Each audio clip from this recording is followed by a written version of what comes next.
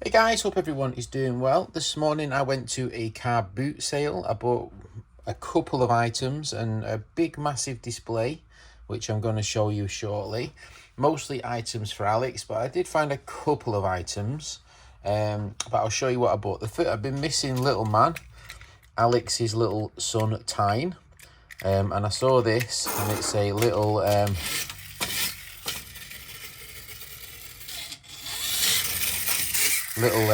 tractor. He likes tractors, does Tyne. So I bought that for £1. I thought when he comes over, be something to play with. So a bit of fun. I also bought this oil can for Alex. I've never seen anything quite like it before. I say it's an oil can. It's kind of got grease inside it, but I think it was something else. Indeed, I think it was possibly the displayed of the Ministry of Works, and it's got a broad arrow on it, and it says glass acid bottle inside, deal with care. So maybe it's something to do with putting out fires, is it? Yeah, fire extinguisher. So it's a fire extinguisher can from 1962. It was £5. The seller wouldn't reduce it because it was his brother's. He said you'll have to buy it or not because it's his brother's and his brother's not here. It's a bit beaten, but I've never seen a can with a broad arrow on it before.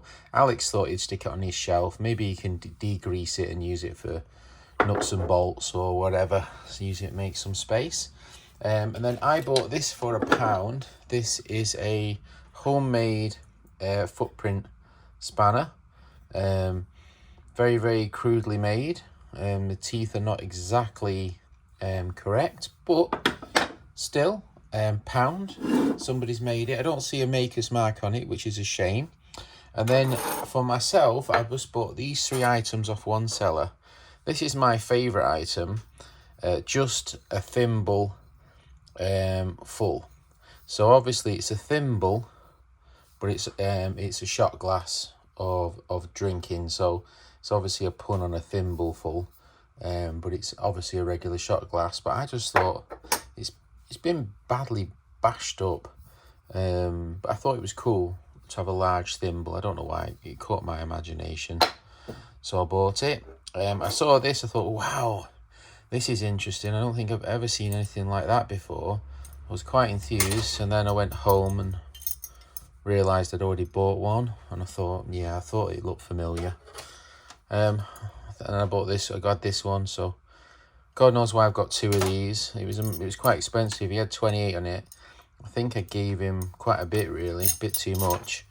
I think I paid £42 for the 3 things, and I bought this, the State Insurance Company Limited, head office Liverpool, advertising paper envelope knife or whatever. So I thought that was a bit of fun. He had 3 of these. This one was the only one with nice chrome. The rest of them were all pitted up. So I think I paid 42 for the 3. I don't know why. I think that's the most interesting thing, but it's just beaten. Maybe it can be straightened from the inside. Anyway, so eBay, recently I've bought 3 items. This one came from the US, and it's got a maker's mark on it. What does it say on it? Hampton March and Tool Company, something New York City, made by Hampton. But basically it's a footprint, quick adjust, I think.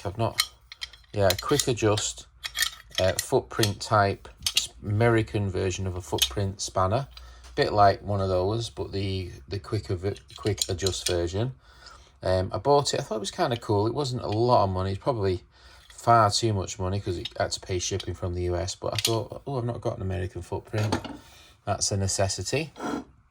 Then this item I bought, which is just a Clyburn, but it's got Win Timmins and Son on it. So it's a very early Clyburn with a very fine adjustment wheel. So that's quite a nice early, and I've got a lot of Timmins. I've got a whole drawer full, which I'll show you shortly, but I've never ever seen a Clyburn Timmins. So that's a nice example to have. And then this one really intrigues me. This is some sort of, a spanner with a Tommy bar on it, and it's made by the A and R Limited Liverpool patent. And you can see here, and I recognise this. I think this was owned by my good friend Roger Hancock, because he used to write where he got things from and what it is. Hand hike adjustable spanner, top with Tommy bar, patent purpose, blah blah blah. And I think this is from my good friend. So I've got some of his tags. You can see here how he wrote things on. So he bought this in 1979 on the 7th. And on the 7th month in 1982 in West Sussex, he bought a barn spanner, which I have, a 6-inch adjustable spanner made by Win Timmins, the same company, 1796 to 1887. So it shows you how old this spanner is, Win Timmins. So it's 1896, or is this W Win and Tim? Anyway, either way, I believe this came from Roger. Now, I don't know if Roger's sold this recently or if this has been sold a long time ago, but his daughter used to write these tags on it for him. His daughter's got lovely handwriting. He used to write it when she was a child. She's obviously in her like 60s, 50s, 60s now. But 79 and 82, he bought these two items. So I thought that was really interesting. So I'm going to contact the seller on eBay and see if he knows where he got it from. Because I definitely think Roger's had his marks on that at some point or another. So these are the items I got. I'm going to show you one other item I got, which I got for Alex, and I thought it was kind of cool. And then let's put these items away. So I bought this case. The seller didn't seem to know too much about it.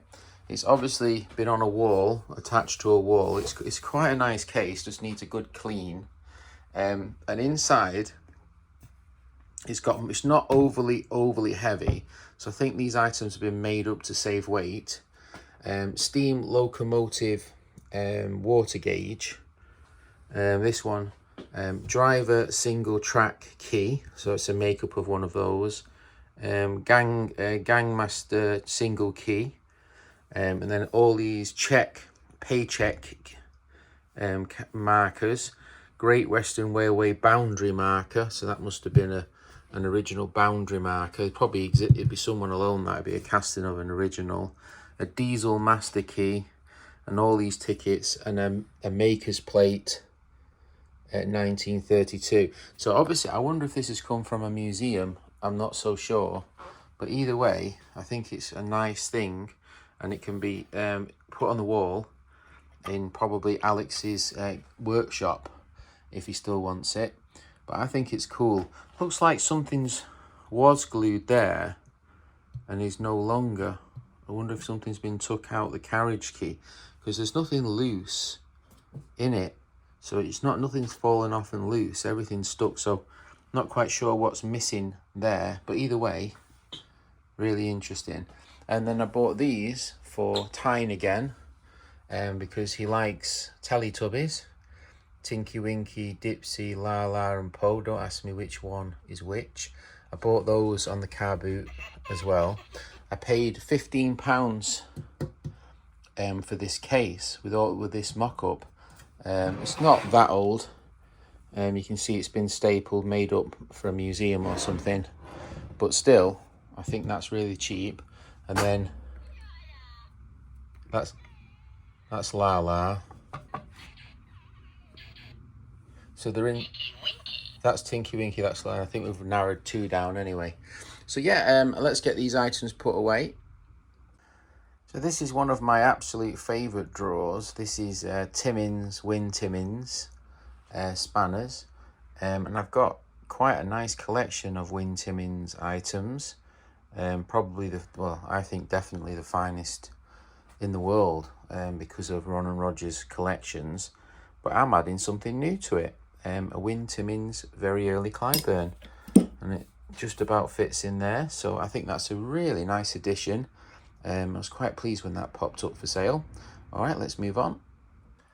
So I think I'm going to put this little thimble cup, because I do like it.